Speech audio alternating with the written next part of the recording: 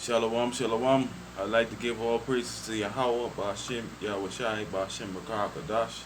Double honors to the apostles and elders of Great Millstone. Peace and salutation, all you Akim out there doing the work in sincerity and charity with humiliation, all the forwards. To you, I salute. This is the brother Tazayawan from the GMS Bahamas Camp. Back at you with this truth. Yeah, I'd like to get in a quick, brief exhortation to the spirit and power of Yahweh, Ba'ashem, Yahushai. My lesson is entitled "We Are Never Alone," because we we Israelites, we know in times past, you know, I would say ancient times, Salakia. We have a lot of accounts whereby, you know, the angel of the Most High, you know, ministering unto us, you know, as proven in the scriptures. They're always by our side, even though we can't see them, but they're there, because when you read the book of Psalms 34 and 7, you get that quick. Psalms 34 and 7, it reads, "The angel of the Most High encamped round about that fear him and delivered them." We see that countless times in the scriptures. A lot of, the apostles, even the apostle Peter, he was delivered. Uh, the prophet Daniel, he was delivered out of the lions. Then Peter was delivered out of prison by the angel. Because when you read Hebrews chapter 1, verse 7, it reads, "And of the angels he said, who maketh his angels spirits and his ministers of flame of fire." Now, in this voice, you'll find out. That's why it's good to look at the etymology of words. Let's find out what that word ministers simply means. Like here.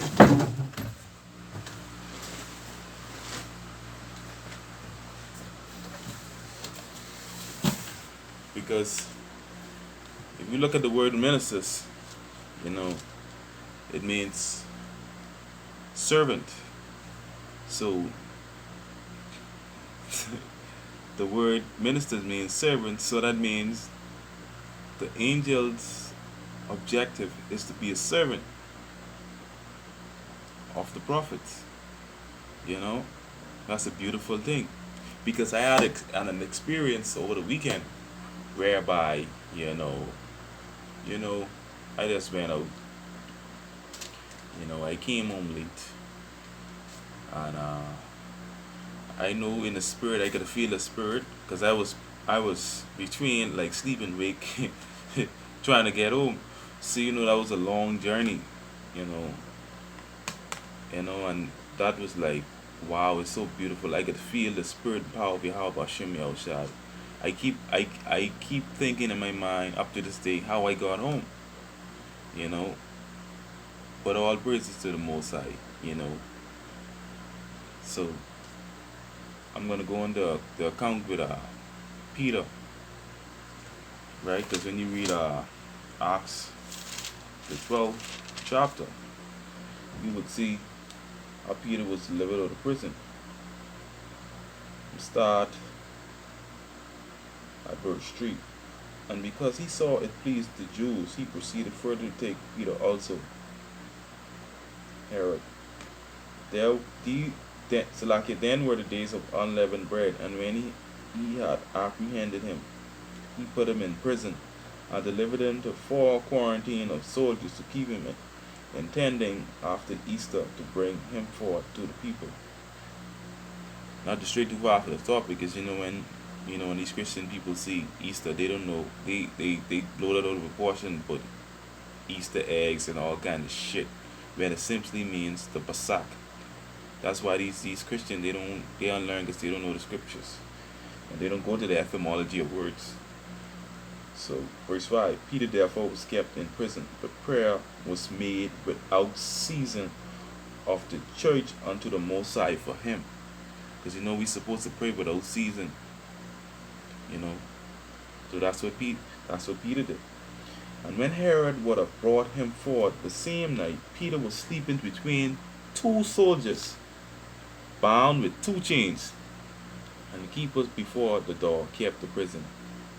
And behold, the angel of the Most High came upon him, and a light shined in the prison. He smote Peter on the side and raised him up, saying, Arise up quickly. And the chains fell off his hands. You see this? This is a beautiful event. And the angel said unto him, Gird thyself and bind on thy sandal. You need to tell him, man, get your ass up. And so he did. And he said unto him, Cast thy garment about thee, and follow me. And he went out and followed him, and wist not that it was true, which was done by the angel, but thought he saw a vision. So, through all this event right here, Peter thought he was dreaming. He thought he was seeing a vision, not knowing that was real.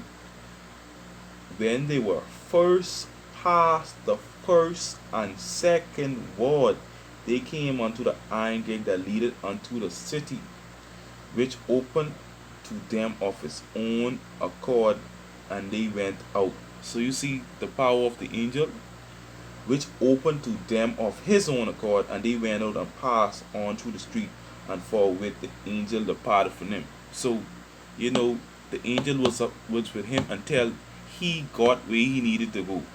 Peter, the angel led him out that city or that prison.